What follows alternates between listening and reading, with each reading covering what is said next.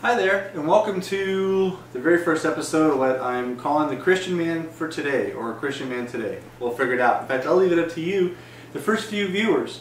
My name is Russ Weaver, and I am a Christian man, and I have a beautiful family, and we are a very active family. My wife is a paramedic.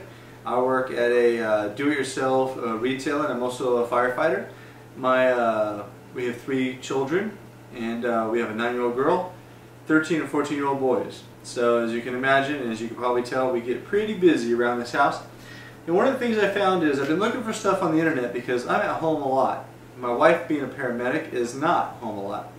And there's not a lot out there for Christian men that are at home. And I've been at home off and on now for several years, and I've had to do a lot of research online, ask a lot of questions from people that are in retail stores, grocery outlets, a lot of Martha Stewart, a lot of Emerald Lagasse, a lot of do-it-yourself TV, HDTV, and but they're all secular. At least they don't say like, hey, this meal existed 13 billion years ago. So anyways, I just decided that we need to do something different, and there probably could be something a lot better looking.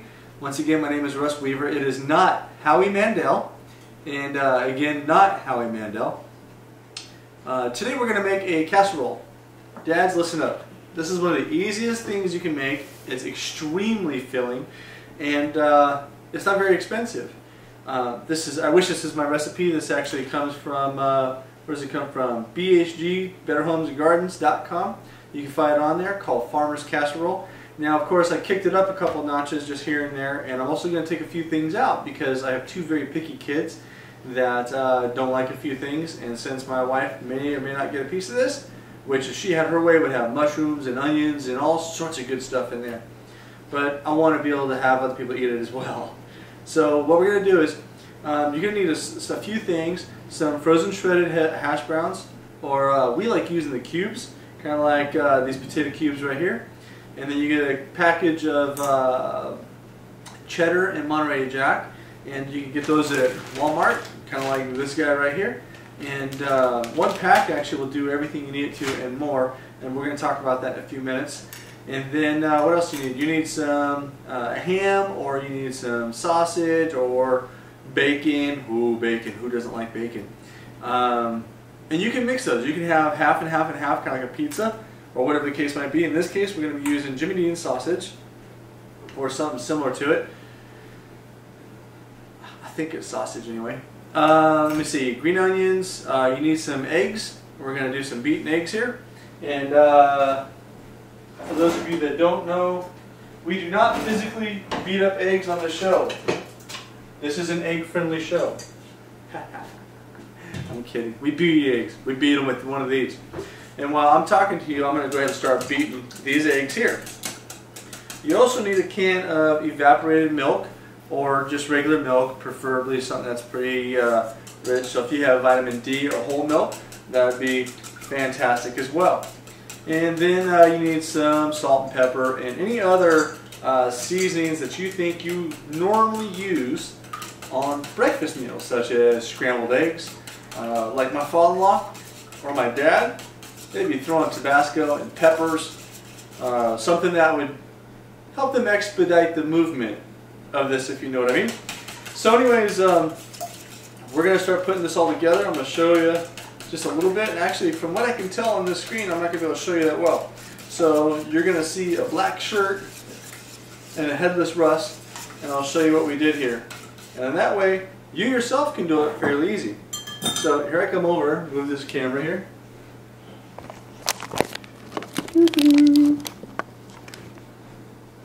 Alright. No, I'm not using the Bisquick. Take that out of the equation. Here's my good old trusty recipe book. It never hurts to have a few of those. In this case, we have about 2 or 3 dozen. So what I did was I got a casserole pan. I layered the bottom with potatoes, and then I actually put a little bit of seasoning salt on those because this is like a 3-5 person meal here, and I want the potatoes to have some seasoning too. Otherwise, they can be kind of bland or crunchy or whatever. And then I put in some shredded Monterey Jack and cheddar. And now what the recipe calls for is to put the brown sausage. So what I did was, earlier, I went ahead and browned up some of the sausage I was talking about, And I let it sit in this pan. And the reason I let it sit in the pan, for those of you that cook any kind of meat, when you're done cooking the meat, that meat soaks the juices back up. And that's where the flavor is at. I can hear Emma Lagasse, BAM! Anyway, I know, I'm a geek. So we're going to take this brown sausage, and we're going to make another layer. We're going to kind of spread it out kind of evenly. Now, I didn't really kick this up a whole lot because I knew we were going to be doing this, and I was afraid, frankly, I'd lose track of where I was at. So we're going to put this sausage all along here like this. Now, some of you guys are sausage lovers.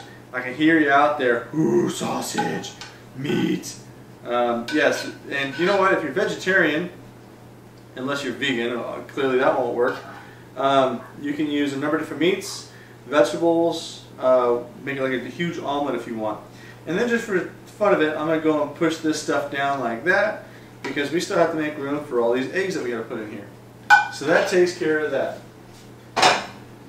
So now, since we went and violated and we beat on some eggs here, what we're going to do is we're going to stir it into the mix a little bit. Now earlier, before I even started the camera, I did a lot of prep work. Not a lot. I mean, it doesn't take a whole lot to turn an oven and start preheating it to 350 degrees, if you know what I mean. But I did get the eggs out. I did start cooking the sausage. I did start preparing my salt and pepper and all that good stuff. So, if you haven't guessed, the eggs in this is kind of what holds the whole thing together.